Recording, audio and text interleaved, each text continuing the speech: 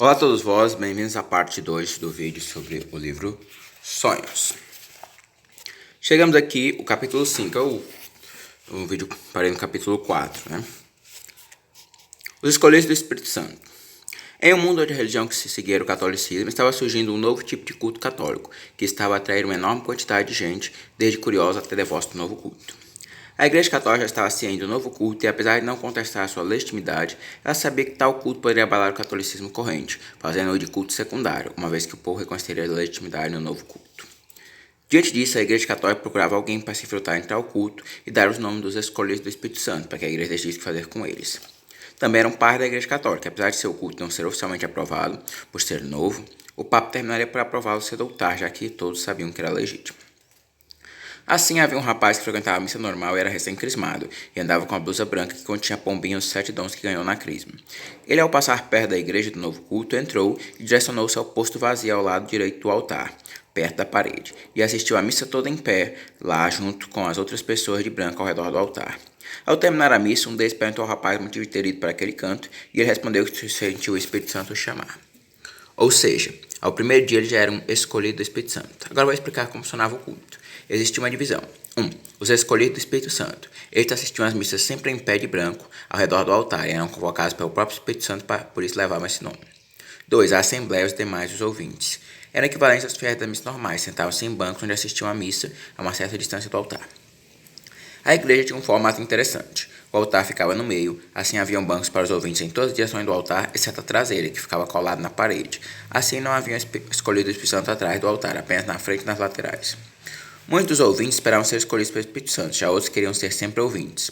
Isso se deve à visão de cada um deles sobre os escolhidos do Espírito Santo. Eles não eram membros melhores ou hierarquicamente superiores, apenas tinham funções distintas, pois essa missa possuía o diferencial que era voltada ao culto da terceira pessoa da Trindade, o Espírito Santo. É interessante que enquanto a Assembleia podia sentar e tinha bancos confortáveis, os escolhidos deveriam assistir a missa toda em pé, com camisa branca ao redor do altar. Ela geralmente continha pomba branca ou podia ter outro símbolo católico, ou ser toda branca. A veste do acorde também era aceita, enfim, simbolizava a pureza. Assim era uma honra e ao mesmo tempo uma dedicação a mais. Quando o rapaz voltou à igreja católica normal, contou o ocorrido e foi indagar sobre possíveis conhecidos, mas não conhecia ninguém lá que frequentasse aquela igreja do pároco. O padre, já conhecendo o rapaz, pois fazia tempo que ele frequentava a paróquia, achou natural ser escolhido pelo Espírito Santo, e ainda para o local mais humilde, o próximo à parede lateral. Assim não havia mais sombra de dúvida de que o movimento era legítimo e que realmente era o Espírito Santo escolhendo as pessoas e renovando o catolicismo. Assim, o problema ficou ainda mais evidente. A Igreja Católica tinha estrutura, padres, bispos, papa, organização, regras de como ser sucessores, dogmas, enfim. Tudo isso era batido quando Deus resolvia escolher Ele mesmo as pessoas e as regras, ignorando toda a tradição da igreja. O rapaz disse que não abandonaria sua paróquia, mas frequentaria de vez em quando o novo movimento. Era interessante que só os escolhidos viam o rosto uns dos outros, pois geralmente entravam primeiro e saíam depois, mas não era proibido a Assembleia saber quem era. Havia um rito que divergia das igrejas normais. No altar, às vezes, era posto um tanque de vidro transparente e retangular que cabia uma pessoa e havia um pouco de água nele. O padre pegava a água e colocava na cabeça da pessoa no tanque, aí ela levantava. Era só um por missa, não era toda a missa, apenas na ocasião especial de receber um novo membro escolhido pelo Espírito Santo pela outra forma. O que eu quero dizer é que havia pessoas como tal rapaz que, pelo seu comportamento, conduta e radiação, era certeza haver sido realmente escolhido pois era uma escolha óbvia. Quando a escolha não era tão óbvia, havia esse ritual de purificação, que simbolizava a preparação para a vida de pureza e conduta santa. Não seria um batismo, mas uma purificação e validação de sua escolha. Nesse ritual, o padre poderia ver se realmente era o Espírito Santo ou não. Tal ritual servia também para ajudar a pessoa em seu caminho de santidade. Foi o próprio Espírito Santo que ensinou. Com o tempo, após muita resistência, o Papa autorizou o culto, reconhecendo sua legitimidade, mantendo ainda outro rito. Eram alternativos. Afinal, o Papa percebeu que tal culto não apresentava problemas para a igreja, pois o padre era escolhido pelo Espírito Santo entre sacerdotes validamente católicos, e os tais escolhidos pelo Espírito Santo também eram católicos crismáticos, geralmente pessoas de boa índole. Basicamente, seria agora Igreja Católica de Culto ao Espírito Santo integrada à Igreja Católica Vaticana Real, que era aquele católico que ele muda. Após isso, surgiu outro movimento católico formado em torno do amor de Deus Pai, que era um culto ao Pai Criador por seu amor e misericórdia por suas criaturas. Nesse outro, Deus Pai escolhia pessoas que tiveram comportamentos dúbios, mas que haviam se arrependido de coração e desejavam mudar, mas precisavam de força, pois eram fracos. Assim, essa força é dada por Deus Pai. Esse movimento era bem diverso, a missa em si não era diferente do normal. O que era diferente é que todas as funções exercidas pelo escolhido de Deus Pai, exceto, é claro, o padre, ou ao menos no começo, pois as pessoas regeneradas passaram a entrar no seminário para serem padres desse culto, que, diferente do outro, não demorou muito para ser reconhecido oficialmente pela Igreja Católica Vaticana Real, como Igreja Católica de Amor de Deus Pai. Aqui também, depois foi o Deus Filho, que é a cidade no meio do povo. Aqui eu já li a história quase toda, né? Vou deixar aqui a mensagem, né? Deus responde assim: Deus ama todos igualmente, pois provê as necessidades de cada um segundo suas condições, fazendo com que todos sintam-se acolhidos, mesmo em suas diferenças, pois Deus as usa para realizar grandes obras. Assim, essa história da Igreja Católica Vaticana Real, como chegou a ser eu já contei a história quase toda aqui, né? Explicação. A fala de Deus, ao final, resume tudo, pois Deus faz com que todos sejam acolhidos e, para isso, considera as diferenças peculiares de cada um, obrando maravilhas. A Igreja Católica Vaticana Real tinha receio no começo, mesmo sabendo que o movimento vinha de Deus, pois tudo que é novo causa incerteza e é recebido com muita cautela. Mas com o passar do tempo, ela percebeu que a extensão não era destruir o regime original, mas fazer a igreja crescer como um todo. Por isso, o segundo movimento foi o primeiro. Vamos dar uma pulada na explicação. Vamos voltar aqui.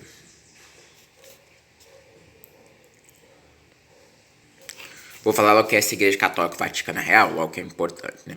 A Igreja Católica Vaticana Real, apesar do nome, é bem diferente da Igreja Católica Apostólica Romana.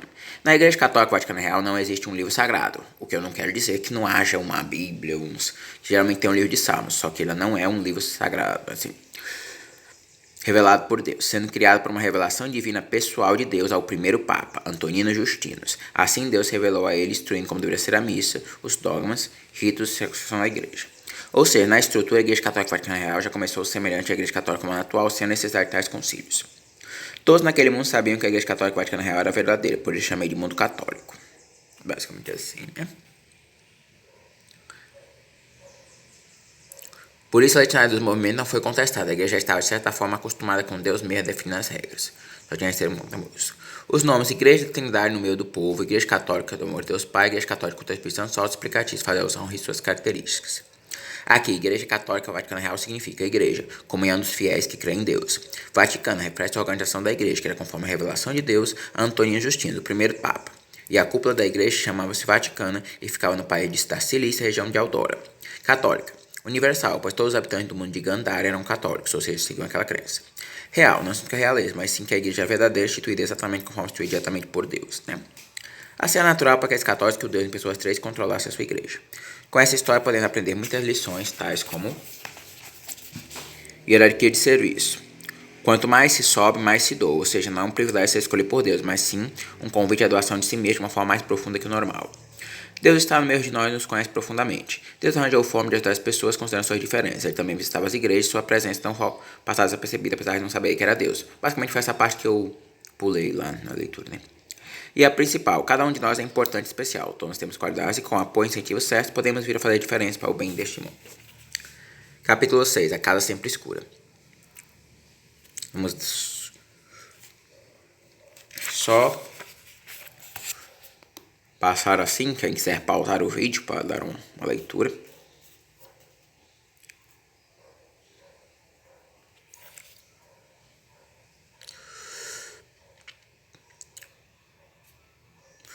Eu vou passar para a explicação. É 19 de dezembro de 2022 quando compõe e escreve essa história. Nela o personagem narra em primeira pessoa, não é relevante ter os nomes, pois cada personagem só sabe o seu próprio, e não é relevante para ele perguntar o nome dos demais. Assim como é personagem narrador, ele não é onisciente, só sabe seu ponto de vista. Eu pretendi escrever aqui hoje a história da Pedra do Vaticano. Qual é a história da Pedra do Vaticano? Vou logo mostrar para cá. Essa daqui, da cautela com os precipitados. Que diz a mensagem de Deus para si. Mas a decidi postergar para essa história que é fascinante e inédita, um gênero um pouco diverso, né? Pois geralmente não adora onisciente, como é a Lira, Sistra, Lina, enfim, né? Já este não, só conhece sua parte na sua experiência pessoal, não sabendo sequer de que região do mundo imortal vem o menino e a menina da Bíblia, né? A menina é muito fiel da Bíblia, estava sempre lendo, provavelmente vem de um mundo católico, talvez da Igreja Católica Vaticana Real. Como eu disse, podem ter a Bíblia, mas não necessariamente, só que não é revelação sagrada, né? Mas eles têm, todos a Igreja Católica têm em comum o livro de Salmo, né? Que podem ser diferentes, né? Agora é isso aqui que eu queria explicar. Mundo mortal é este aqui, pois existe a morte e não se vive eternamente. Não, o mundo mortal são todos que existe a morte, né? Mas aqui eu coloquei mais categórico, né? Mundo imortal é o conglomerado de mundos onde não existe a morte em diversos universos. Também é o mundo de vivos que, apesar de não experimentar a morte, podem ficar presos por tempos imensos ou eternamente em locais de cunho semelhante a esse jogo da casa escura, né? Mundo dos mortos é para onde vazamos daqui da terra quando morrem, como que no meu caso católico, a igreja diz que é dividido em céu, purgatório e inferno, mas nenhum deles tem nada a ver com o mundo imortal, que é a sucessão de vivos. Outra criação de vivos. Pegar uma frase da Bíblia Sagrada para ficar clara a diferença entre o mundo imortal e o mundo dos mortos. O salário do pecado é a morte. Por causa do pecado de um homem, a morte entrou neste mundo. Assim, no mundo imortal são vários mundos interligados. A morte não entrou, pois não houve pecado, ou seja, uma realidade paralela e alternativa podemos aceder em sonhos, às vezes chamando mundo dos sonhos. Mas ao morrer não vamos para lá, né? Basicamente. Voltando aqui. Em regra, porque na escola não falou. Aqui. Se é mesmo uma impossibilidade, se apenas obediência à regra, não condição entre vivos e mortos, né? Já que no mundo imortal estão todos vivos, né? Em regra, porque na escola, que escola? Aqui o capítulo é mais na frente, muito mais que uma escola, que fala da escola a tempo completo. Eu não tive uma vida boa. Como falei que vinha do mundo mortal, né? Aí, ó, faltou dizer, né? O mundo mortal não é só aqui no nosso planeta, mas todos os mundos realidades em que há a morte. Há vários sem ser este aqui, mas resolvi apresentar primeiro aquela definição simplista para que pudesse compreender melhor. Mas está completa. Uma observação importante, sempre escrevo histórias com H, porque para mim são verdadeiras e creio nelas. Afinal, sou o escritor, se eu não crer, quem mais crerá? Muitas vezes, eu passo os dados ficcionais dessas histórias como verdades absolutas, eliminando a linha entre fantasia e realidade, como vós pudesse perceber nesta explicação, que tal como o ator incorporou o personagem. É o efeito colateral de narrar em primeira pessoa, né? Por que eu não leio essa história? Porque é pequena, eu coloquei Podeis pausar o vídeo para ler. Dá cautela com decisões precipitadas. Se é que é uma história pequena, acredito que dê para ler tudo aqui para vós. No centro de determinado planeta encontra-se o Vaticano. Dizem que fica acima nos ares. O Vaticano é a cúpula da Igreja Católica de Versalhes, cuja função principal é proteger e manter a ordem no planeta Versalhes. Não é bem uma instituição religiosa, apesar de ser instituída por Deus. Na frente da Igreja do Vaticano há uma pedra de 4 lados que tem o poder de dizer a mensagem de Deus para as pessoas. A igreja é constituída do Papa, vice-papa e guardiões da ordem. Não há padres, mas há pessoas que exercem funções menores, todavia não tão relevantes para a igreja, como já disse, situa nos ares, no centro do planeta. Há vários túneis ligando o Vaticano aos principais pontos do mundo de Versalhes, e é por meio deles que os guardiões da ordem viajam para proteger Versalhes do ataque de demônios. Certo dia se soube de um ataque em vários pontos estratégicos do planeta, que mobilizou todos os guardiões, uma vez que achavam o Vaticano seguro, pois nenhum demônio havia penetrado lá. Ao chegar aos pontos, os guardiões não encontraram nenhum demônio. E quando voltaram aos túneis, não mais abriam para eles, assim concluíram que os demônios entraram nos túneis. Enquanto alguns poucos tentaram voltar voando para o Vaticano, outros tentaram com sua força até que abriram a porta e encontraram uma estátua dourada ou cinza, tinha dourado e tinha cinza, né? Porque eram vários portões, né? Do deus demônio trapaceiro. Por que coloco deus demônio? Porque os demônios tinham o seu deusinho, né? É o ídolo, para dizer que era o ídolo, uma estátua de ídolo, né? Caíram na horizontal e concluíram será a estátua erguida na vertical que impedia a porta de abrir para eles e forçar na potência do poder do ídolo sucumbiu e ficou deitado. Porque essa estátua aqui é do deus demônio trapaceiro porque ela tem poder, né? Aí eu deixei bem claro que é um ídolo, mas o ídolo tem poder, né? A estátua. Aí começou uma verdadeira perseguição aos demônios nos túneis, que eram bem longos. Uma das equipes encontrou o demônio trapaceiro em uma região mais larga, porém ainda bem distante do Vaticano. Este, com sua cauda, tentava atacá-lo, mas ao final foi capturado, assim como os outros. Como que os demônios entraram bem primeiro e os guardiões da ordem alcançaram? Porque os demônios não conheciam os túneis, né? Os guardiões da ordem conheciam. Eu explico uma explicação. Ao chegarem de volta ao Vaticano, são recebidos pelo vice-papa, que informa uma das pessoas da equipe que capturou o demônio trapaceiro. Por quê? Porque eram vários demônios trapaceiros, mas que o chefe, o deus demônio trapaceiro, foi capturado por essa equipe, né? Que o Papa foi morto enquanto o Vaticano estava sem nenhum guardião. E aquele ataque era só um diversivo, distração. Coloquei distração entre aspas que ninguém não sabe o que é diversivo, né? Para prender a atenção dos guardiões até que outro demônio diferente carregava a missão principal, que era eliminar o Papa. Outro demônio diferente, não era um do grupo desses demônios trapaceiros, né? Era outro diferente. Assim, essa pessoa vai até a pedra na frente da igreja e ele pode ler nela. Não reaja ao assalto, pois ao reagir estás arriscando perder algo bem mais valioso do que o que estás a tentar proteger. E logo ele associa que a vida do Papa era algo muito mais valioso para os guardiões do que haver capturado o demônio trapaceiro e seus seguidores, que entraram nos túneis porque os israelitas entraram. Explicação. Isso aqui é bem pequena, dá para ler aqui. A Pedra de Deus já disse tudo. Os guardiões consideraram o Vaticano seguro nos ares e que ninguém conhecia a localização dos túneis, nem o caminho neles. De fato, eles alcançaram o demônio trapaceiro e seus comparsas graças a isso. Todavia, o maior descuido não foi revelar a localização dos túneis a eles, mas sim deixar o Vaticano desprotegido, propiciando um ataque à vida do Papa por um outro demônio não mencionado na história, mas que deve ter feito um acordo com os trapaceiros ou se aproveitado deles. Felizmente, eles tinham um vice-papa, que era para caso acontecesse algo ao Papa. O Papa era o chefe dos guardiões, o ser próximo de Deus que era enviado para os instruir e guiar. Deus enviava dois, o Papa e o vice-papa. Era algo muito precioso, todos os guardiões deviam velar e cuidar. E de fato cuidar, mas desta vez tomaram uma decisão precipitada, pois nunca havia havido um ataque coordenado daquele jeito, ou seja, nunca antes o Vaticano havia ficado sem nenhum guardião. Mas o que isso tem a ver com a mensagem da pedra? Tudo. Quando reagimos ao assalto, esquecemos que temos muitos outros bens sem ser aquele objeto do roubo, e que se perdemos a vida, os perdemos também. Além disso, arriscamos nossa saúde, que também é algo bem precioso, além da própria vida também. Eu escrevi esta história para o personagem da primeira história deste livro, que como vimos ficou traumatizado por um tempo devido a um assalto sofrido. Basicamente vós percebereis lá na primeira história. Mas também ela serve para termos cautela, pensarmos bem e refletirmos antes de tomar qualquer decisão. Tentar antecipar os prós e os contras, bem como avaliar todas as possibilidades. Por outro lado, atuar as circunstâncias vezes que pode resistir ao assalto sem maiores riscos e ou ajudar alguém na situação é ótimo e segue tua intuição. Basicamente aqui tu vai perceber na hora. Geralmente é o caso dos policiais possuem tal função. Sabes, é muito boa a sensação de após ser assaltado uma pessoa enfrentar os bandidos e não entregar o objeto de volta. É uma sensação de segurança e pressão sem igual. Eu experimentei essa sensação só em sonho, porque na realidade não acontece muito isso comumente não. Aqui na história, o erro foi não deixar nenhum guardião no Vaticano, ou seja, crer que era seguro o local a ponto de não tomar as precauções necessárias. Por isso o nome da história é da cautela com decisões precipitadas. Pois toda qualquer ação deve ser bem pensada, calculando todos os riscos e benefícios. Todavia não precisa ser lenta, podendo ser bem veloz e deixar completa. Ou seja, essa análise dos riscos e benefícios pode ser rápida, mas tem que ser completa. Muito mais que uma escola. É justamente este aqui que eu estava falando lá, que fala da escola. A pessoa disse que não tem uma boa vida, uma pessoa na escola. Estava eu normalmente na escola quando uma de minhas colegas disse: que bom que agora há um escritor de fantasia vivo que possa retratar fielmente a nossa escola. Com base nessa autorização, petição. Por que autorização, petição? É uma autorização da pessoa da escola e ao mesmo tempo um pedido, né? Passa a retratar a melhor escola que já esteve na vida. Não revelarei o nome da escola, apenas o estilo pelo qual é conhecida. Escola a tempo completo. O nome da escola é Escola de Deus, eu já revelei na explicação.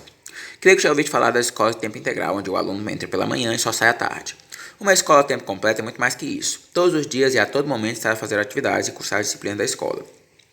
Sim, seria 24 horas por dia, 7 dias na semana, todos os dias do ano, sem medismo tempo como aí na Terra. Todavia, a escola a tempo completo também quer dizer que possui diversas outras disciplinas práticas que não dependem de sala de aula e nem precisam ser feitas na dependência da escola. Uma delas é a vivência do Evangelho, que geralmente é feito no reino onde habita o aluno.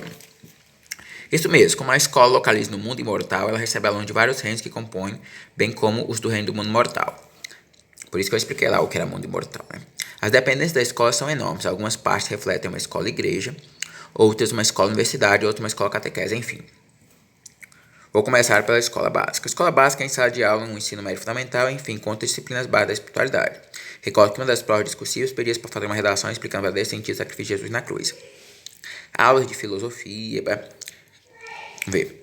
Havia também outra que propunha uma redação sobre os seres esféricos, cor-de-rosa, que deviam observar por um muro. Eram bem gentis, mas não deviam chegar perto para não quebrar seu habitat, que por sinal era motivo de embargar uma construção perto do local, né?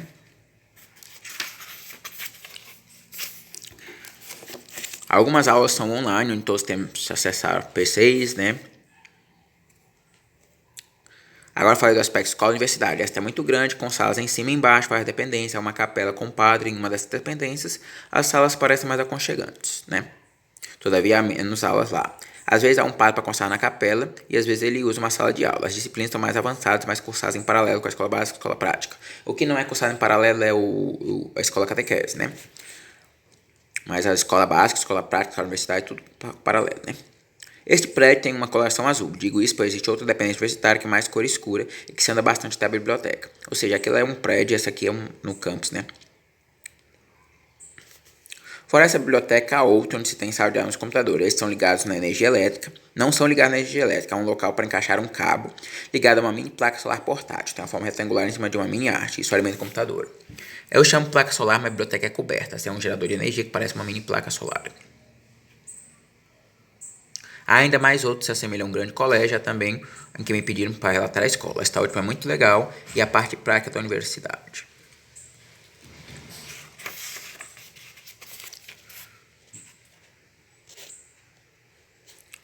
Basicamente isso aqui é o que foi dito lá, né?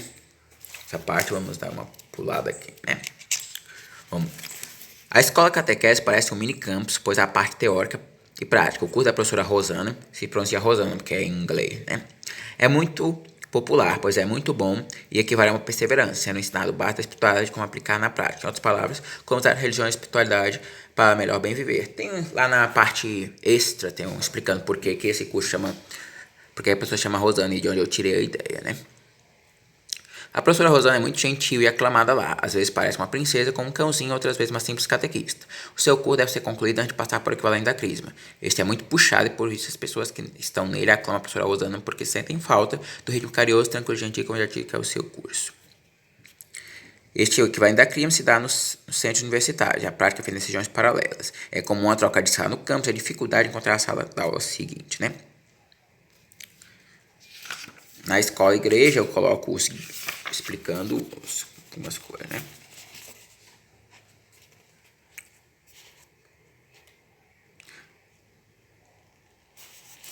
É terminantemente proibido o intercâmbio de livros e materiais da terra, dali para a terra, seja pelo correio, que não entrega fora do mundo imortal, dá o endereço lá da casa lá, né? Ou trazendo na mão, que ele volta para lá, né? Esses nomes, escola, igreja, escola, universidade, só aqui para ficar mais claro, porque se chama escola a tempo completo. O laço preto dourado, né? O laço preto dourado significa que se o dourado for maior, alma está no caminho certo da salvação. Se tiver maior o preto, é sinal que algo não está certo, deve ser corrigido. Olha aqui o laço do personagem, aqui, ó. Meu laço começou todo dourado e apareceram pontas pretas, de onde o laço foi ficando preto, até ficar todo preto. Mas a garota do lar disse que não se preocupasse muito, que ainda dava tempo corrido, fez a pergunta crucial. Tens medo de assalto? Olha aqui é a questão, porque é o personagem lá da primeira história que ficou traumatizado com assalto, né? Ou seja, as pontas pretas eram um assalto e o trauma medo do assalto é que fazia o preto crescer até cobrir todo o dourado. O normal era haver um misto de preto e dourado. Basicamente, aqui eu falo da oração com a cruz, que ele estranhou. A pessoa perguntar, qual o meu tipo de anjo? Aí ele quer saber o nome do anjo da guarda, que não pode saber o nome do anjo da guarda. Só que esse personagem perguntou qual o meu tipo de anjo, porque o oração com a cruz estava falando em serafim, querubim, e ele pensou que era o serafim ou querubim. Ou seja, o personagem pensou que ele era um anjo, porque ele não entendeu errado a oração. Olha. Tá aqui, olha. Ele diz bem aqui isso, né?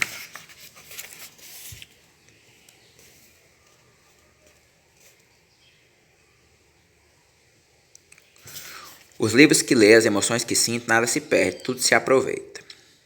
E serve ao meu crescimento espiritual. Por isso disse no começo, 24 horas por dia, 7 dias por semana, né? Ou seja, na escola a tempo completo, tudo que faço, seja acordado, dormindo, enfim, avaliado e usado para o meu crescimento espiritual e potencialidade na escola. Há também as visitas, memória do passado, vivência de minha vida em realidades outras, cálculo de futuro com base em decisões. Esse cálculo de futuro é diferente do que passa naquela lá do Aliás, eu explico mais na frente qual é a outra coisa que é parecida e que é diferente, que é quando altera um evento passado, né? O cálculo de futuro, basicamente, a pessoa coloca as variáveis e tenta ver qual é o que vai as consequências daquela decisão antes de tomar, né? A rádio do mundo imortal pode ser bloqueada pelo sopro do espírito, né? Basicamente, né? O pato é da vivência de história, né? Vamos colocar aqui. Nas lições de vivência de história, realidade e fantasia se misturam de tal forma que é difícil saber o que é ficção e realidade naqueles mundos. Quanto à escola e igreja que é importante, né? Às vezes tem um culto, isso mesmo, culto, que as pessoas assistem enquanto alguém fala. Em um desses estava lendo o livro de Jonathan. Às vezes a pessoa pronuncia Jonada, mas eu coloquei Jonathan. E Sermão do Pregador é sobre estelionatário, mas não me recordo o conteúdo. Todavia é ligado à passagem do livro de Jonathan, ou Jonada, né? O qual consta na Bíblia Sagrada do Mundo Imortal. Lembrando que essa Bíblia Sagrada do Mundo Imortal é diferente da Bíblia que a menina estava levando lá, que provavelmente é da Igreja Católica Vaticana Real ou de outra, né? Que o Mundo Imortal é o conglomerado de mundos, né?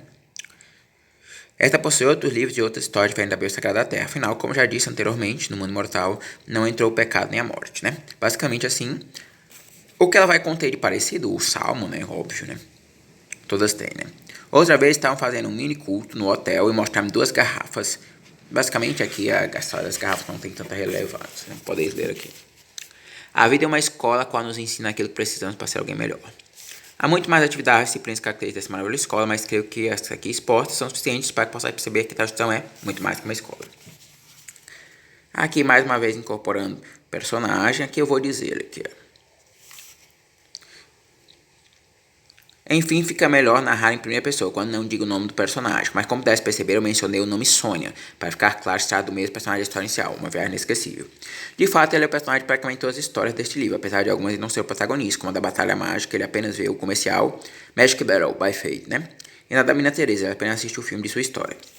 Já nos Escolhidos do Espírito Santo, a casa sempre escura, da cautela das precipitadas, e esta muito mais que uma escola, é a protagonista.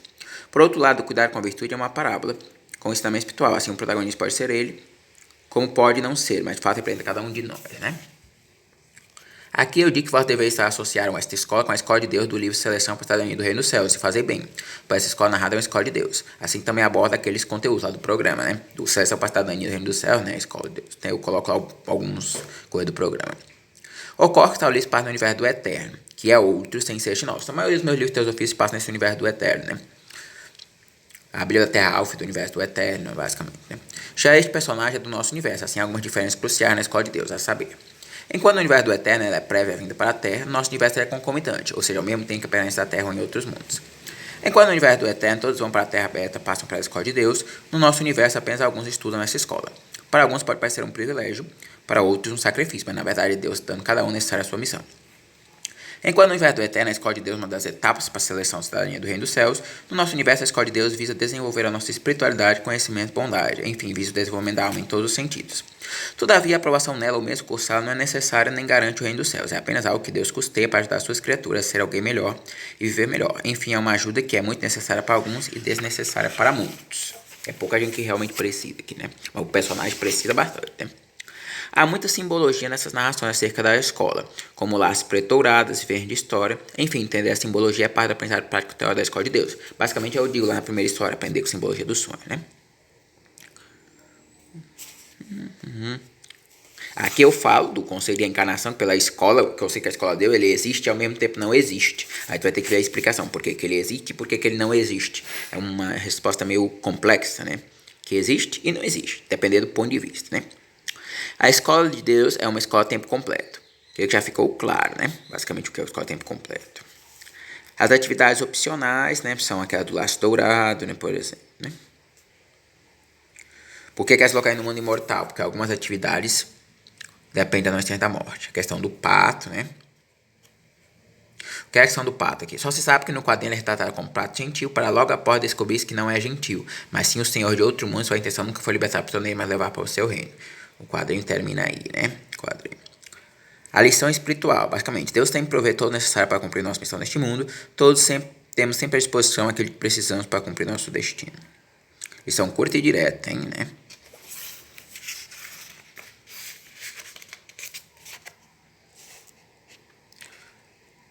Aqui, basicamente, eu digo a gratidão, o segredo da felicidade, ser grato pelo ar que respira, o sol que ilumina o dia, a luz, principalmente pela vida que temos. O fato de estarmos vivos nesse mundo é a melhor dádiva.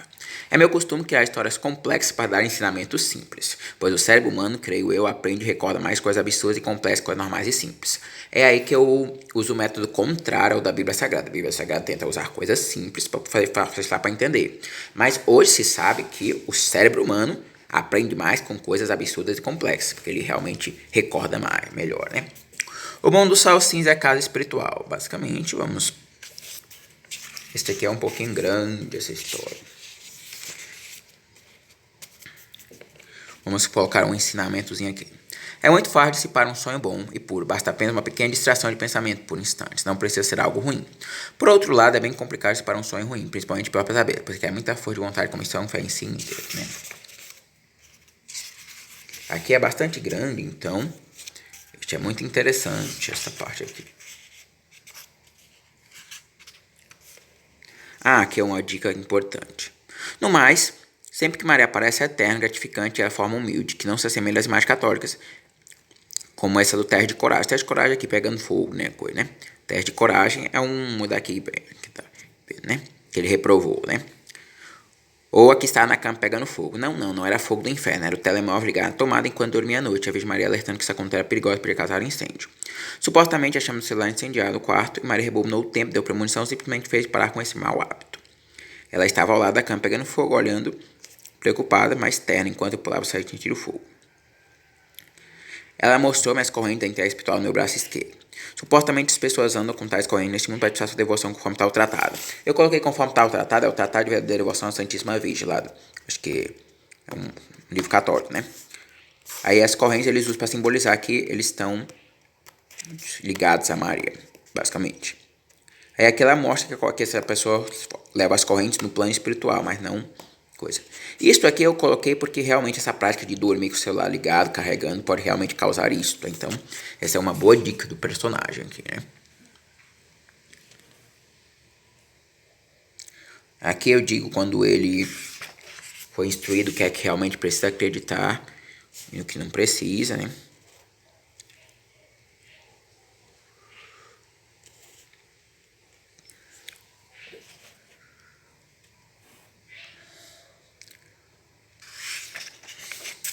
Isso aqui é bem grandão, né?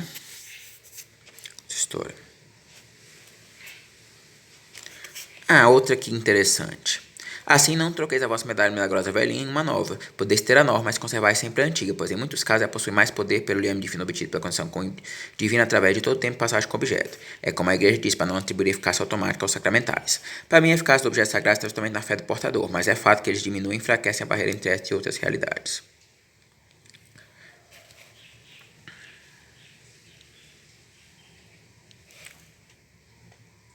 Aqui. Os objetos sagrados realmente possuem muita energia do divino, todavia, para que possam manifestar plenamente seu poder, é necessário que tenham um significado para seu portador. Esse significado pode ser adquirido logo com a questão do objeto sagrado ou construído ao longo do tempo em que se tem o objeto, né? Basicamente. Uma coisa bastante interessante isso aqui. Há um mistério na porta do quarto. Basicamente, esse mistério na porta do quarto aqui eu não expliquei, mas basicamente Deus fecha a porta do quarto para os inimigos não entrarem. Mas uma vez que a pessoa é induzida a abrir a porta, ela não pode mais fechar. Ela tem que esperar Deus fechar, alguma coisa assim, né? Aqui, por que eu falo do filme da Jovem Teresa? Pode se chamar Jovem Teresa ou da Menina Teresa, mas é o mesmo filme. Eu coloquei Teresa com Z lá para diferenciar da deste mundo que é com S, mas após ser escrito com Z ou com S. A fé em Deus faz milagres prodígios inimagináveis quando se tem fé em si próprio. Eu coloco justamente assim em itálico. A fé em Deus nasce da fé em si, pois aquela depende desta no sentido da confiança, pois a força inata que chama fé em Deus sempre existe, mas a confiança nela depende da confiança em si próprio. O divino sempre provê todos os meios necessários para a nossa missão. Aqui o personagem da Viagem Inesquecível assume a narração, em um relato em primeira pessoa de situações ocorridas após o fato narrado naquela história. Na verdade, no final da primeira história eu menciono de forma sucinta e resumida. Interpretar a simbologia dos próprios sonhos, mensagem, aprender com elas, recebia visitas de seus amigos, vivendo duas realidades pela matéria do plano espiritual. Assim, eu deixei a narrativa em primeira pessoa, né? Basicamente aqui, aqui o livro dá o nome Sonhos, porque é contido parte dos sonhos do protagonista, que não dou o nome, pois representa tanto a mim quanto a voz, é a humana em sua relação com o divino, né?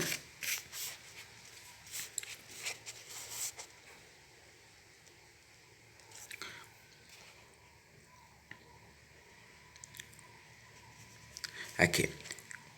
De um modo geral, o personagem é alguém que, diante da realidade deste mundo, fez-se um mundo de fantasia onde encontra consolo na espiritualidade e sente-se seguro nas coisas de Deus. Assim, Deus passa a ser o grande salvador que o protege, consola, ama, enfim, pelo espiritual detrimento material. Basicamente é isso quando eu digo que ele usa a sua espiritualidade para bem viver, né? Amigos no Baixo Céu. Essa história eu comento um pouco lá na explicação da primeira história para não confundir com aquela, né? Há uma certa região espiritual como se fosse um planeta dividido em duas zonas. A das coisas espirituais chama-se Baixo Céu, a das coisas materiais chama-se Alto Inferno.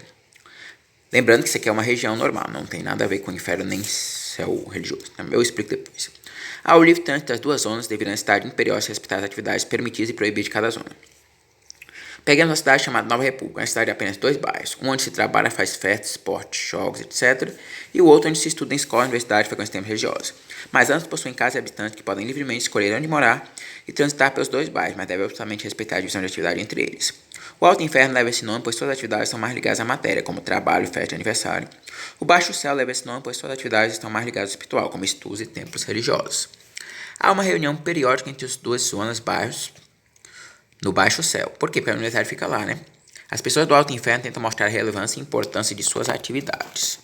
sempre convidando o pessoal, malta, o que é a malta? É o pessoal, né, vou colocar aqui, né, para explicar, do baixo céu para lá. Como, por exemplo, você vai à festa de aniversário do filho, ver jogos esportivos, experimentar o trabalho. Eles possuem pouco sucesso, pois apesar do livre acesso, há um certo preconceito contra a atividade do cidadão do baixo céu. Por outro lado, tal preconceito não se visluma com a atividade do baixo céu, pois são autorizando o cidadão do alto inferno, como escolas e universidades, enfim. Creio que vós entendeis. Aqui eu coloco uma explicação desse parágrafo, mas vamos pular aqui. Sabeis aquelas pessoas na igreja que estudam, não perdem missa aos domingos, mas não comemoram aniversários, não praticam esporte, não veem utilidade nas coisas do mundo, da matéria? É mais ou menos assim que boa parte dos cidadãos do baixo céu pensa. Por outro lado, aquelas pessoas que pensam que a igreja está no mundo e que fé de aniversário, esporte, trabalho também são importantes, boa parte dos cidadãos do alto inferno pensa assim. O alto inferno não é um local de sofrimento, ele leva esse nome pois os cidadãos do baixo céu colocaram porque as atividades são ligadas à materialidade. Já o baixo céu não é um paraíso, ele leva esse nome pois os cidadãos do alto inferno colocaram porque essas atividades são ligadas à espiritualidade. Mas os dois fazem parte da mesma região espiritual que chamei de Nova República.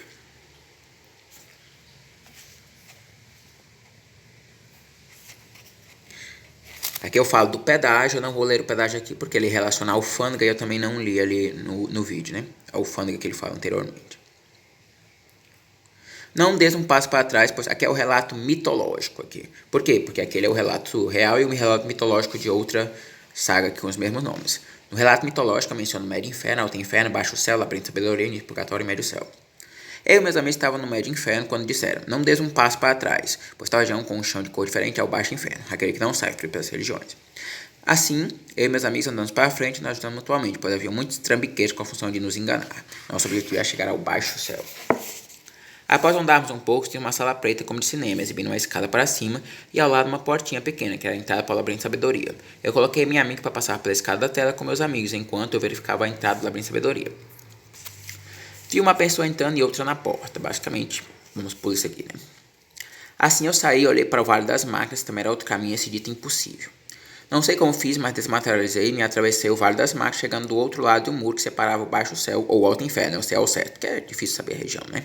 Só entrando, do Vale das Máquinas. Assim andei bastante, subindo tipo uma pequena cidade, e mais para lá encontrei meus amigos para ir na praça, estávamos no Baixo Céu. Eles disseram que o verdadeiro paraíso estava no alto céu, de onde ninguém saía. Lá em cima, nas nuvens, tem 2 anjos no portão, e olhando para o outro lado não se vê nada, só as nuvens, o qual os anjos disseram que é preciso passar pelo portão, mas que ainda não era o momento de entrar. Eu sei porque em outra ocasião visitei o Médio Céu e depois o portão do Alto Céu, que é o céu das religiões. Basicamente eu coloco essa assim, entre parênteses, porque ele explica que ele, em outra ocasião ele visitou esses cantos, mas não nessa ocasião, né? Mas naquele dia voltamos eu e meus amigos para a sala secreta de reunião. Todavia eu fui enganado por uma ilusão. A gente lá com o objetivo de fazer as pessoas caírem desse céu. Basicamente. Logo meus amigos vieram me ajudar, ao invés de cair no meio do labirinto de sabedoria, como queriam nossos amigos, eu caí na saída dele. Eu obtive a sabedoria que ficava após a saída. Essa sabedoria é a sabedoria para superar os trajes do purgatório, ou seja, como eles funcionam, seu objetivo, enfim.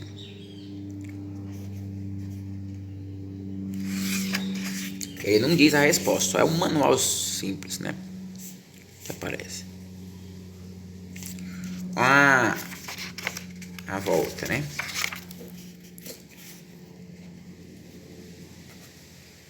Nele estava em uma casa e o traje consistia em ajudar um cadeirante. Não lembro qual era a virtude requerida, tipo traje de coragem, de bondade, humildade. Eu lembro que ele fala no traje de coragem que ele reprovou em outra ocasião, né?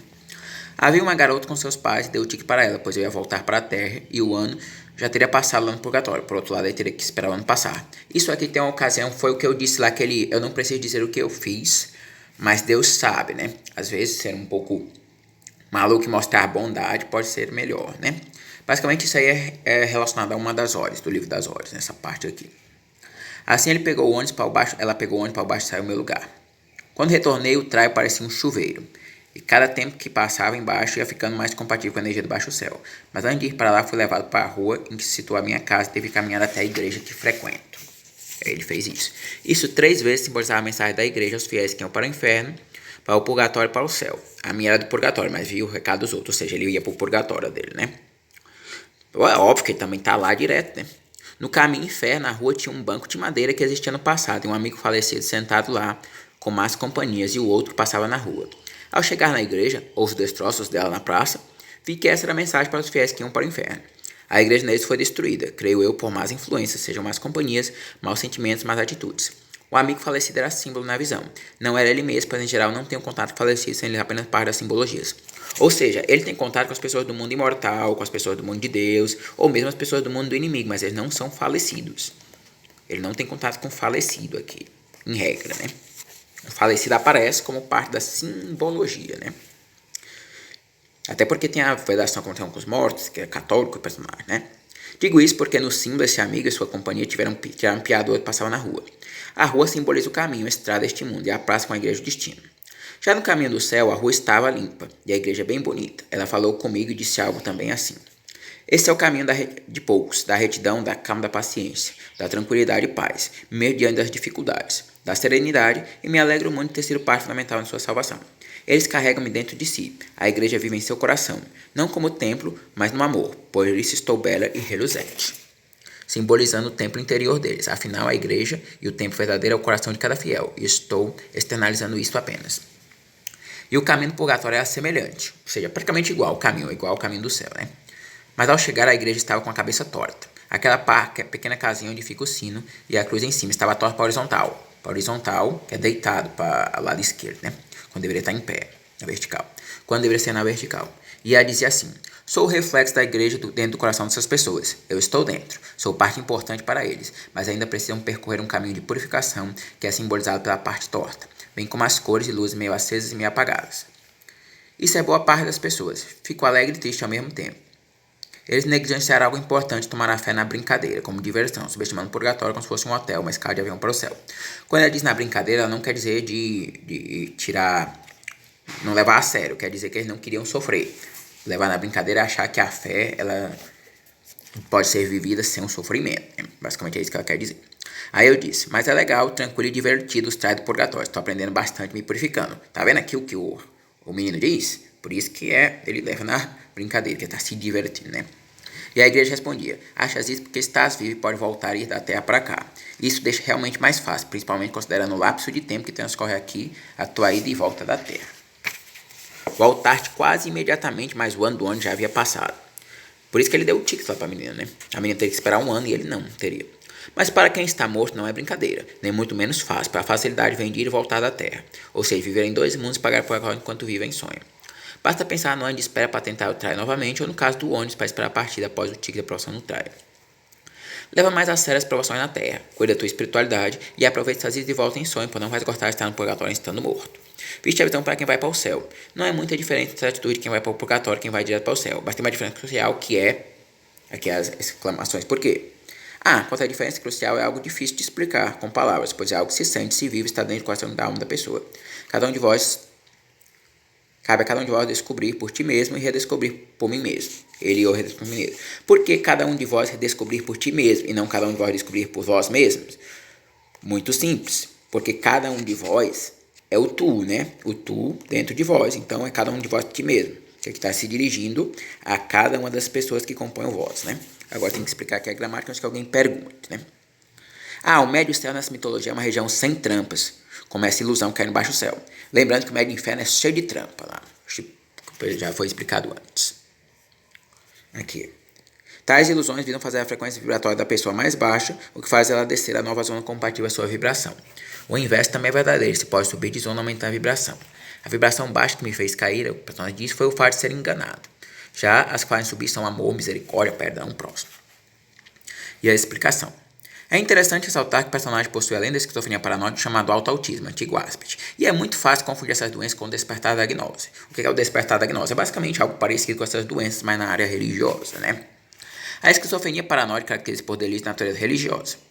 E o Asperger pelo elevado conhecimento, mas ao mesmo tempo a necessidade do saber. Ou seja, ele tem muito conhecimento, mas ele precisa sempre saber mais, né? Nunca é suficiente, né? Já o despertar da gnose, sabedoria transcendental, tem visões e mensagens divinas, um conhecimento de sabedoria que vem de dentro, além da necessidade de ser de conhecer, ou seja, sabedoria divina. Ou seja, praticamente é a mesma coisa, só que aqui é algo religioso, que supostamente não é doença, e aqui é a doença, mas é praticamente a mesma coisa, é difícil saber a diferença, né? Tudo isso se mistura ao imaginário católico do personagem, a sua experiência de vida e a sua espiritualidade. Ou seja, eu já pego isto aqui, a doença, essa parte religiosa da gnose, e ainda se mistura ao imaginário católico do personagem, né? Assim, chamar baixo céu o local das atividades que ele gosta, como estudar e frequentar templos religiosos, é óbvio para ele. Por outro lado, chamar Alto Inferno, cada atividade que ele dá a mesma importância como festa de aniversário, ver história 1. O que é que tem essa história 1? É porque ele convidou os amigos para festa de aniversário, por causa da chuva não foi ninguém, só vieram os amigos com presente e ele aprendeu que o importante eram as pessoas. Mas como ele já teve essa festa frustrada, ele não gostava mais de festa de aniversário, não. Ele até explica no texto, comparando o perfil da pessoa do baixo céu no Alto Inferno com as pessoas da igreja. Que provavelmente foi a partir daí que ele teve a ideia de dividir o mundo em duas zonas com as atividades. Ou seja, eu criei essas duas zonas basicamente com base nisso. As pessoas que querem a igreja tranquila e as pessoas que querem a igreja em missão, né? E a palavra alto e baixo são para destacar que não se refere ao céu e inferno da igreja, mas uma região semelhante à terra. O céu fica no alto, por isso ele usa a palavra baixo. Baixo o céu, o inferno fica embaixo, por isso é a palavra alto. Assim, alto, céu e baixo, inferno seriam apontados pela igreja, né? Basicamente assim.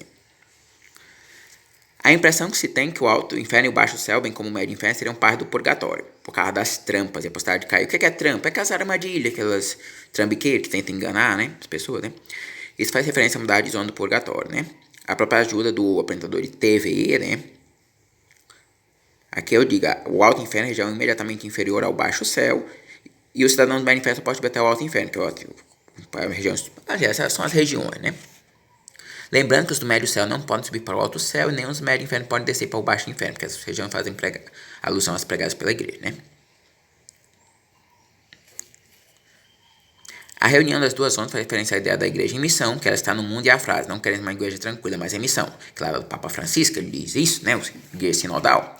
Aí, em outras palavras, o personagem mostra a dificuldade das pessoas que seguem essa ideia da igreja em missão convencer as pessoas que ainda preferem a igreja tranquila, ou melhor, dizendo, isolada do mundo. Para muitas pessoas, está com o personagem da igreja um pedaço do céu na terra, uma embaixada, né? Posso comparar assim, ela deve manter-se à margem dos problemas do mundo, mas de portas abertas para quem quiser vir sem contudo ir buscar. É uma mentalidade um pouco antiga, mas reflete a fé de quem vê a religiosidade e a espiritualidade como um refúgio ou fuga da realidade. Isso é uma conexão com a fala da igreja, pessoas vai para o purgatório. Ou seja, basicamente o pessoal do alto inferno tenta convencer o pessoal do baixo céu que as suas atividades também são importantes, né? Do mesmo jeito, o pessoal da igreja de missão tenta convencer o pessoal da igreja tranquila que a igreja está no mundo. E basicamente esse pessoal da igreja tranquila, esse pessoal do baixo céu, olha, são a conexão com que a igreja diz de quem vai para o purgatório. Por isso que eu digo que baixo céu é uma parte do purgatório, né? Basicamente é tudo interconectado aqui, né?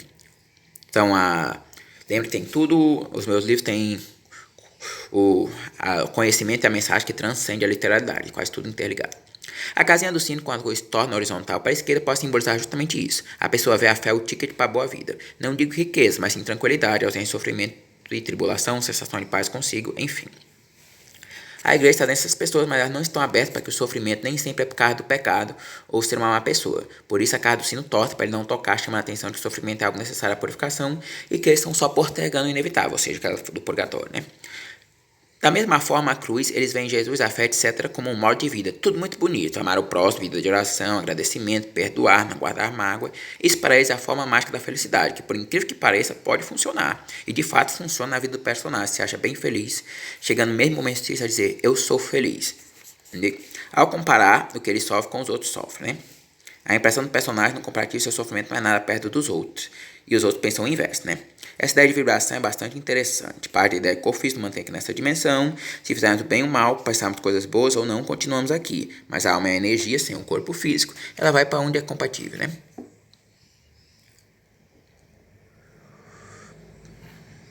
Aqui eu digo manual, lá cada atrai uma virtude testada. O Vale das Máquinas representa o impossível, pode ser superado com a fé, né?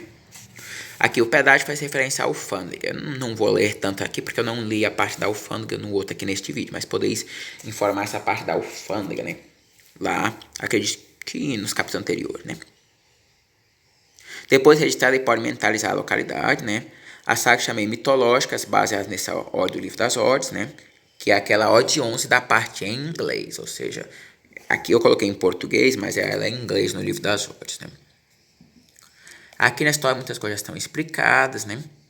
A rua simbolizando o caminho, a vida trilhada na terra, que não é mais largo nem mais estreito. O pessoal diz que o caminho do inferno é largo, o caminho do céu é estreito, mas na verdade não é nem mais estreito nem mais largo. É basicamente o que contém no caminho, né? Olha, a pessoa no banco com as más companhias era amigo do que passava na rua, ou seja, não defendeu o amigo e deixou a coisa, né? Sério. Assim, ao final, a igreja está de coração morto, falando no estudo, a praça simboliza o destino após a morte. Quando a igreja diz que a diferença crucial para quem vai para o céu é, as reticências, como o profissional diz, é algo inexplicável com palavras, mas sentido no coração, referência à motivação do fiel ou algo mais subjetivo, que não é muito perceptível nem a ele, né? Os outros nem a ele, né? Por isso deixa cada um de vós descobrir, inclusive que ele próprio precisa descobrir, pois ainda não entendeu, né? Completamente. Aí eu já lancei as bases aqui na explicação. Que se refere à forma de encarar o sofrimento na Terra, tribulações, provocações, enfim, retornando. Basicamente é que tem gente que ainda pensa, por que ele é cego de nascença, né? Porque ele e os seus pais pecaram. É que ele pensa que por causa que se acontece alguma coisa ruim, é porque ele pecou. Aí quando ele não pecou, ele fica achando ruim, né? É o que eu tenho que explicar aqui, né? As falas da igreja são muito sábias e autoexplicativas, né?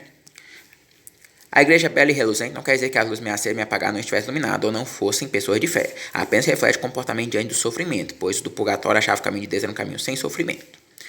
Ou seja, a luz bem clara do caminho do céu é tipo a festa, igreja em festa, festa do padroeiro, principalmente do mártir, né? Basicamente assim. Porque o mártir pode ser quem morre pela fé, mas aqui nesse livro, o mártir, que eu não uso essa palavra, é aquele que sofre pela fé, em comparação ao personagem que não sofre nada pela fé, entre aspas, né? Porque na saga do personagem ele sofreu muito, mas ele não pensa como sofrimento, né? Porque parece que o sofrimento é a forma como a pessoa encara. Se ela encara como uma bênção, não é sofrimento, apesar de ser sofrimento do mesmo jeito, né? É fácil pensar isso, pois amamos o próximo, perdoamos, somos gentis e bondosos uns com os outros, evitamos cometer crime ou fazer coisas erradas como pecado. Isso, de certa forma, traz uma paz interior e evita uma enorme quantidade de problemas. É por isso que o pessoal pensa assim, né? Todavia, isso não impede as provações e tribulações necessárias à nossa aprendizagem da terra, apesar de as amenizar bastante. Assim, a luz meia apagada era bem clara, mas não era um jogo de luz festivas como o do céu, né? É o que eu expliquei aqui falando, né? Aqui, o levar na brincadeira faz simplesmente conta do rapaz de achar o sofrimento do purgatório bem mais fácil que o da terra, né? Aqui, olha, as pessoas que estão no caminho do purgatório do céu não sabem a diferença. Reticência, eu também considerasse inexplicável. É uma coisa difícil de explicar. Eu tentei lançar as bases, mas é uma coisa que se sente no coração, né? Não é uma coisa que se explique. Aqui, este é um livro de teosofia e espiritualidade. Assim, apesar da personagem ser católica, muita coisa não condiz com a fé católica. Mas é a visão reflexo da fé e espiritualidade que eu quis refletir no personagem. Ou seja, que pode ou não ter relação com doenças mentais. Ou seja, tem relação com as doenças mentais. Eu coloco pode ou não porque eu deixo aberto que ele pode ter despertado a gnose do personagem. Ou ele pode simplesmente ser a doença mental, porque é coisa muito difícil de diferenciar, né? Contrariando o que eu acabei de dizer, eu ia dormir este dia, acordei madrugada para escrever a história 11, seriam 10, né? Que na verdade é um sonho que tive Deus discordando desse parágrafo anterior que eu sublimei, mostrando que sim, este é um livro de ficção fantasia católica. Eu ia colocar a ficção de teosofia e espiritualidade, nem existe essa classificação no Amazon por enquanto, né? Aí eu já estava alertando o sonho, né? Aqui. Porque apesar da fé e espiritualidade do personagem ser influenciada pelas doenças mentais, olha, aqui eu já digo que é das doenças mentais, né? Aqui eu deixo em oculto, né? Ou seja, aqui eu digo que pode ser despertado da gnose, mas aqui eu já digo que é da doença mental. Por quê? Porque isso aqui foi acrescentado depois, esses dois parágrafos sublinhados, né? E poder soar bizarro ou resiste para a doutrina da igreja, em alguns pontos ela possui base para citar o ensinamento aprendido na igreja. O que é que pode soar risível para a doutrina da igreja? Ele explicar que existe reencarnação e ao mesmo tempo não existe. Aí a explicação que ele dá é porque o espírito é diferente da alma, ou seja, e outras coisas mais absurdas que esta, né? Isso se pode perceber, mas ela possui base para acertar os ensinamentos aprendidos na igreja. Ou seja, por mais que ele fale essas coisas que podem soar absurdas, bizarras, ele tem toda a base católica, né? Isso pode perceber pela menção frequente ao purgatório, que só católico tem purgatório, né? E comparações com a situação real da igreja, né? Onde ele fala da igreja em missão e outra, e compara com o baixo céu, né? Essas coisas. Bem como as supostas igrejas católicas, como a igreja católica Vaticana Real, no mundo católico, os elementos da fé da igreja, transportada e reemplaçada pela fantasia dos rapazes. Ou seja, o que eu quero dizer aqui é que ele é um livro de fantasia, ficção católica, mesmo apesar das coisas bizarras, porque ele pega os elementos da fé da igreja e transporta e reinterpreta de acordo com suas fantasias, ou seja, das doenças, né? Mas ele, o personagem, ele não pensa que essas coisas são da doença mental, esquizofrenia e autismo. Ele pensa que é o despertar da gnose. Por isso que eu disse que pode ou não ter relação com doenças mentais, né? Incorporando o personagem aqui, né? Ou seja, meus livros envolvem uma forma de tratar pessoas como personagens da espiritualidade. Ou seja, isso fica explícito com este livro. Por isso que eu quis fazer este livro aqui, para deixar explícito que é um tratamento espiritual, né? E não um culto, não é uma... né? As pessoas pensam que é culto, né? Assim, creio que mesmo quem não for católico pode tirar grande proveito das lições espirituais dessas histórias. E para os católicos, mesmo beirando o absurdo, essa fé espiritual do personagem, pode também fazer reflexões espirituais importantes, não só para a fé e espiritualidade, como para a própria vivência em comunidade e a forma que ela é o mundo. Porém, para quem vive com tais enfermidades com personagens, este livro pode ser de grande valia para entender através da fantasia como funciona a mente de alguém assim. Ou seja, a ideia é isso, para quem está com essas enfermidades, entender como funciona a mente de alguém assim. Ou seja, e essas... Lembrando que o conteúdo do livro não é se é verdadeiro ou não é o importante. O importante são as lições espirituais que podemos tirar dele. Eu foco direto nisso, né? Em todos os livros, que é um tratamento, né? Eu acredito que a ciência divina, ou seja, essa forma de espiritualidade é uma forma de tratar problema mental. E não só problema mental, problema de saúde, né? Eu já expliquei nos outros, que a falta de perdão pode causar problemas, etc, né? E aqui a historiazinha, essa aqui é pequena. Creio que dá para ler tudo, né? Estava eu na praça e entrei para a missa como de costume. Não era meu dia de ler e sim da minha amiga. Nesse dia, havia entrado quando a procissão de entrar já estava na porta, e por sinal fiquei perto da porta. Não verifiquei o livro de leitura e minha amiga estava a ler ruim, de uma forma que nunca vi ninguém ler antes, e perguntou se podia continuar. Todos disseram sim, mas ela sabia que não. Aí lá de cima pediu para que eu a substituísse, eu concordei, mas acabei não conseguindo ir, lendo a leitura errada no caderno e atrapalhando com a liturgia, etc. Motivo não importante aqui. Depois as pessoas da igreja começaram a dividir em leitor 1, leitor 2, leitor 3. Era um texto grande envolvendo várias leituras. Aí falaram lá da porta: por que tu não foste? Aí eu disse. O pessoal começou a dividir em leitor 1 e 2 e eu achava que isso significava que não era para eu ir ler. Sabes, eu tenho alto autismo e interpretei ao contrário. Eles haviam dito que dividir em leitor 1 e 2, etc. significava que era para eu ir, pois estava tão difícil que tinham de dividir. A catequista atual, por que coloco um com C? Porque eu gosto de colocar com C, mas também posso colocar sem C. Deu uma olhada estranha e acredito que foi o que é ela que explicou isso, o qual eu respondi que interpretei ao contrário. Logo após, na parte de fora da porta e diretamente abaixo da casa do sino, onde eu estava na porta, fala a catequista da crisma do passado. Nunca te esqueça que foi a igreja que te deu as bases para quem tu és. Basicamente foi com base nessa frase aqui que eu disse que é um católico, né?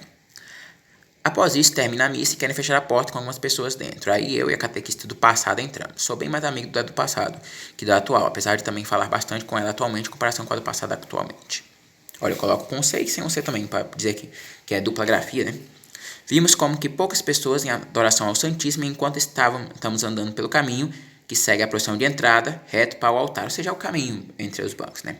Tu sabes que isto aqui é um sonho. Ele visa eu não errar na vida, é o que eu digo lá. Provavelmente eu também disse. Eu estou aqui desde o dia da fundação. A igreja para mim é mais minha casa que minha própria casa. Ao que ela disse. Não, é real. E assim foi. O sonho termina assim. Explicação. A igreja usou desse simbolismo para mostrar algo que possa haver deixado nublado neste livro. Tarde um sonho que tive agora há pouco, levantei para o escrever. Essa frase da catequista do passado diz tudo. Não te esqueça que foi a igreja que te deu as bases para ser quem tu és.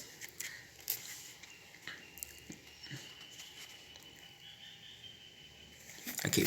Tudo isso é impressionante, mas nada disso seria possível se eu não tivesse frequentado aquela igreja desde pequeno. Foi lá que eu tive a experiência importante para minha fé e espiritualidade, e mesmo que pareça pouco comparado a onde cheguei, são essas experiências que formam a base e o alicerce onde se sustentam essas outras, que parecem mais fascinantes.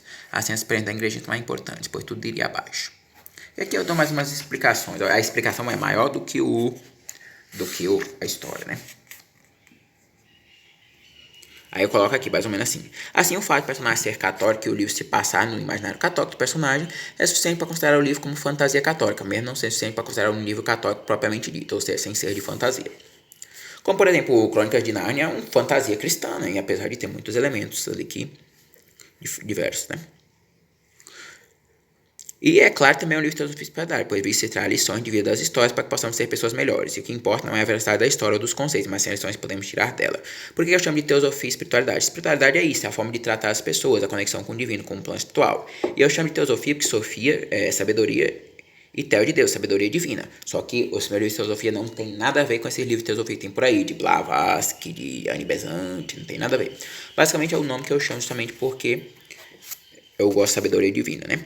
Até porque cada um pode fazer o seu, né? Não é porque a pessoa faz um livro de teosofia que tem que seguir os outros, né? Não é porque... Certo. Detalhe, eu começo com... Eu estava na praça, mas não recordo a parte anterior, que só tinha um ônibus de excursão, né? O equívoco de salvar Jesus, né? Eu, tal como alguns cristãos, sem ter a real dimensão do propósito do sacrifício de Jesus, desejava ardentemente salvar a injustiça. Queria gritar, soltar Jesus. Assim, pensava em como fazer isso de forma eficiente. Havia pensado em levar uma caixa de som e gritar, solta Jesus. Mas logo me veio à mente um plano de guia infalível. Fiz o exercício mental, vamos pular isto aqui. E vamos pular para as consequências. Eu havia pago um preço muito alto por salvar Jesus, a minha própria existência de bilhões de pessoas que exigiam de Jesus haver morrido na cruz. Pois esse é um ponto-chave da história da Terra e alterá-lo causou que a onda temporal fez com que fosse reescrito praticamente tudo.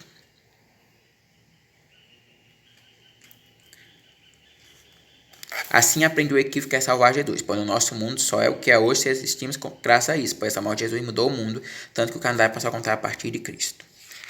Aí eu coloco uma frase aqui da Bíblia, é melhor morrer um só homem que todo o povo, né? E eu coloco mais a exegese. O que é isso aqui? Exercício mental. Esse exercício mental aqui é diferente do cálculo de futuro, que no cálculo de futuro, para a pessoa tomar uma decisão, ela considera todas as variáveis e tenta adivinhar o que aconteceria se ela tomasse cada uma das decisões. Já o exercício mental se altera uma mensagem, algum fato passado, para tentar adivinhar como é que o mundo ia se reestruturar, né?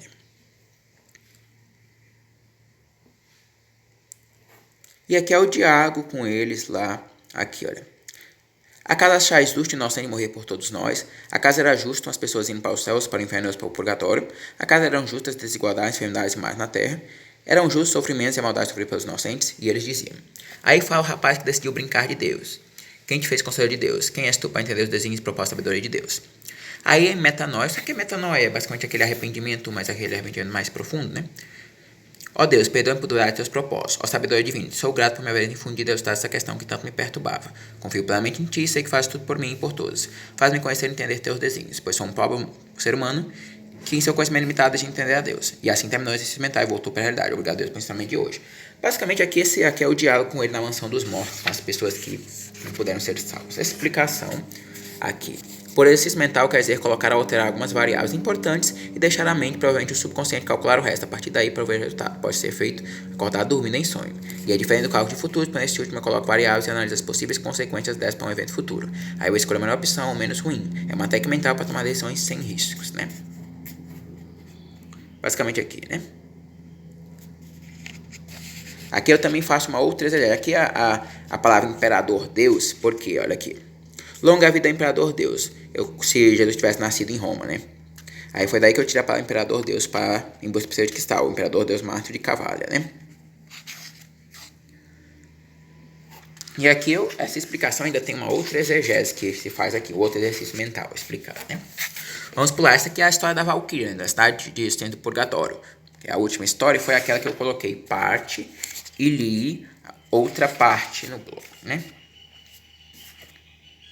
Aqui, eu sou um anjo do cor das virtudes. Olha, aqui se a pessoa não sabia o que era virtude na história do cuidado com a virtude, agora ela já sabe, né? Com esse V aqui, né? Valquíria é meu nome humano. Eu acho que essa parte aqui eu ainda não li lá pra voz.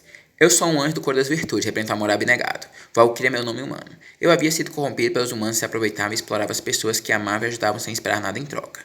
Sua energia maligna chegou até mim.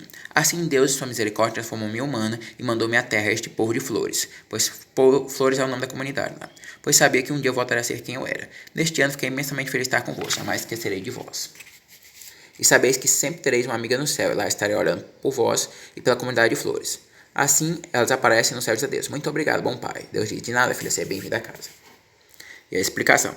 Uma vez corrompido o ser humano, ele deve estar completamente puro para estar no céu. Assim, só uma gota de energia ruim pode vir a causar um desastre. No caso, Valkyria já estava redimida, mas não havia eliminado toda a impureza. Assim, ela sair poderia voltar a acontecer o que aconteceu 250 anos atrás. Basicamente assim. Ela acha justo o castigo, pois não vê como castigo, mas como bênção. Afinal, nós vemos que a culpa não foi dela, mas sim de humanos malvados que a corromperam. Em outras palavras, pessoas às quais ela dava virtude da moral negada foram exploradas, se afetou e contaminou o anjo ligado a elas.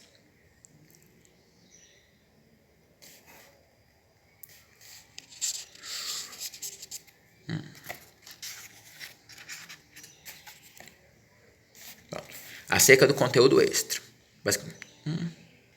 Bom, agora acerca do conteúdo extra. Além das 3 histórias com suas respectivas explicações, resolvi colocar um conteúdo extra com a parábola do porquinho e outros textos lá do blog, que ainda não haviam sido inseridos em livro. Tais textos podem ser poemas, histórias, explicações, enfim, que não possuem relação direta com esta, é um bônus. Assim, espero que haja desfrutado de belos sonhos e suas explicações, e agora poder distrair-vos e entreter-vos com este conteúdo extra.